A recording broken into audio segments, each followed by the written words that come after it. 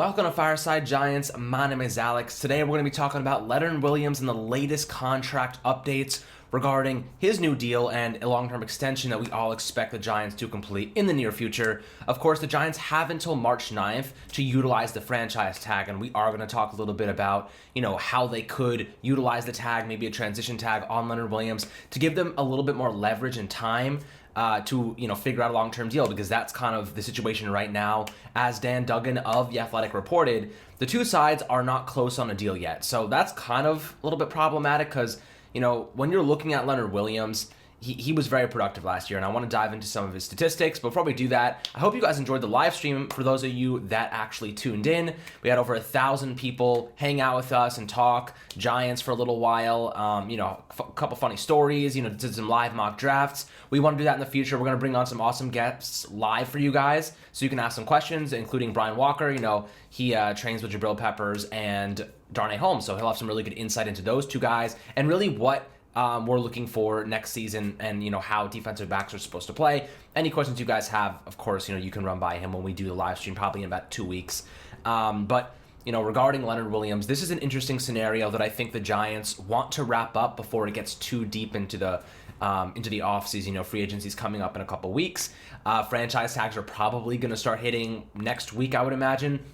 It just essentially.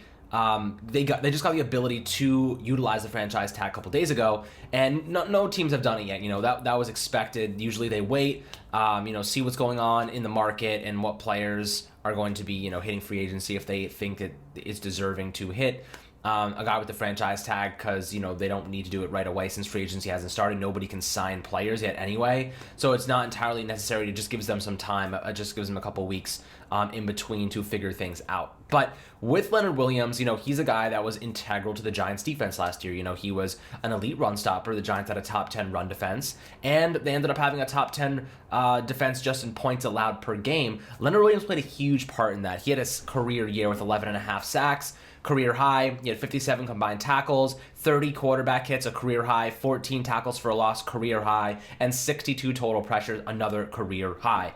Now, some people might say it was a scheme fit. He was benefiting from the scheme. Sure. That's not a good argument to not sign him long term. Some people will argue that he's not produced at this level his entire career, and that's the argument that I really want to hit on. The last time he really produced 5 or more sacks was 2018. The last time he produced more than 5 sacks was 2016. Is only Pro Bowl season. He didn't even make the Pro Bowl this last year, which is pretty insane considering how well he performed. But coming to the Giants, I think that for the most part, I really like Leonard Williams. I think that he is a fantastic player. He does not get hurt. Knock on wood. He is a guy that you can expect to show up day in, day out. He's a humble guy. The players love him. He's really close to Dalvin Thomas, and they've become very good friends over the last year. But, he's also Dave Gettleman's golden goose. He gave up a 3rd and 5th round pick to the Jets for him for, a year and a half worth of play. And those were 2 losing seasons. If the Giants don't retain him, it's going to look really bad on Gettleman, who gave away draft capital for 2 losing seasons and a year and a half rental of a guy they could have signed long-term in free agency for probably cheaper than they are now anyway. He had no problem playing on the franchise tag last year. He bet on himself. He paid off big, and now they're going to probably sign him to a deal worth $18+ million per year over 3 or 4 years. That's a lot of money. The Giants don't have that much money right now. They're about $3 million in the hole currently. And they have to shed cap. Nate Solder and Golden Tate, that's going to open about 16 to $18 million. Then you have guys like Cody Core, David Mayo, that have low dead cap. Really, they have no dead cap. I expect them to be cut, and the Giants are going to try and shed dead weight that way. The cap's supposed to be a little bit higher than previously anticipated. Most believed it would be at about 175. It's going to be a floor of 180. I think it'll probably settle in the 185 to 190 range, which would be a vast improvement to what we expected it to be. Gettleman even said during his postseason press conference, 175 was the expectation. But when it comes to Leonard Williams, this contract is going to be tough to fit, but they'll make it work. Franchise tagging is not ideal because it makes the entire contract guaranteed for that season, and the entire, price of that deal, which would be $19.3 million if the Giants franchise tag Leonard Williams this year. They're better off signing him long term and lowering that cap hit, spreading it over the course of 3 years, lowering the cap hit because the Giants cannot afford to consume a $19.3 million cap hit, all guaranteed that upcoming season. They just can't afford to do it. So what I propose is they sign him to a 3-year deal, an out after the 3rd year, and then a 4th year club option, essentially. They have an option to pick up a 4th year if they want to with no dead cap implications. That's kind of how I would view it because he's only 26 years old. Aaron Donald's heading to 30 right now. So those guys, of course, Aaron Donald's a freak of nature, so you can't even compare. But there are guys who are, producing at 30 plus years old. And Leonard Williams is super young. He's never missed a game to injury. He's there. The best availability is availability. Sorry, my dyslexia kicked in for a second. But 11.5 sacks, man. That's really the number we have to focus on. The pressures to 62 total pressures. I think he ranked in the top 3 in total pressures for interior defensive linemen this year. He gets double teamed a lot. If they're going to retain Dalvin Tomlinson and they have Dexter Lawrence, that's going to be amazing for the defensive line. That is really the bread and butter of this Patrick Graham defense, is the interior defense, because not just because they stop the run well, but because they rush the passer well. And in a couple weeks here, we're going to have North Carolina State, yes, defensive tackle Ali McNeil, and he's going to come on the channel. We're going to interview him, talk about what he would offer a team like the Giants. He's an amazing prospect. He's climbing the ranks. He's going as high as 44 right now, which is this Giants' 2nd-round pick, essentially. I know they're at 43, but that's pretty incredible that he's been climbing the ranks. Anthony has been talking about him for weeks, if not months now, and now his name is getting really high on the board. And we're going to talk to him, interview him, find out what his strengths are. He's a little bit smaller, very, very fractionally smaller than Dalvin Tomlinson, which is probably the most replaceable of the bunch, if we're being honest. I love Dalvin. I hope they retain him. I hope they find a way to fit his cap under the salary. But for the most part, if they're going to let anyone go, it's going to be him, who's going to earn a sizable chunk of money and is replaceable because he's an elite run stuffer, but he's not much of a pass rusher. He doesn't do that. That's not his goal. Ali McNeil, on the other hand, is capable of rushing the passer from a nose tackle, zero tack position, which is pretty impressive. So there are ways that we can supplement the loss of Dalvin Tomlinson. The Giants have been doing it for years now. But Jonathan Hankins, Linval Joseph, they're just kind of rotating. And every time, we let him go, and then he was a Pro Bowler, this and that. They always manage to find good defensive tackles and build them up and refine them, and then they end up letting them go because they're expensive and they don't produce enough for their price tag. Leonard Williams, on the other hand, is not that guy. He produces pass rush, but he also stops the run at a very high level. You cannot replace his production. You cannot replace 11.5 sacks overnight unless you're going to go out and find an elite edge rusher, or you're going to sign another big-time 3-tech, which, there's not that many available. He is really a guy that you cannot afford to lose. Another team is going to get him, and you're going to watch him perform, and you're going to be really upset because, now we don't have that big 3-tech guy, the guy who's holding down that edge, solidifying that pass rush from the interior perspective. But when it comes to his contract, I want to get back to that. The Giants do have a couple weeks here to figure it out. They have until March 9th. That's the deadline for teams to tag players. They could franchise tag him again, which would give them a little bit more time. That's what I propose. I think they should franchise tag him. That way no other teams can negotiate with him, and then just parlay that into a long-term extension. I don't think he's going to sign the deal. So basically just be like, hey, we're going to franchise tag you and while we negotiate a new deal. It's kind of a sketchy, thing to do because you're really stopping him from negotiating with other teams. But in business, you got to do what you got to do to keep your best players. You can't let him go and get offers from Jacksonville for $22 million because they have money to spend, and they want to build their defense around Trevor Lawrence. They want to give Trevor Lawrence some sort of support on the other side of the ball. There are teams going to look at Williams and say, we want him. The Giants cannot afford to lose him because he made up a big part of our defense. I don't think people really understand the impact that he did have on this defense last year, and if you cannot replace a guy like that.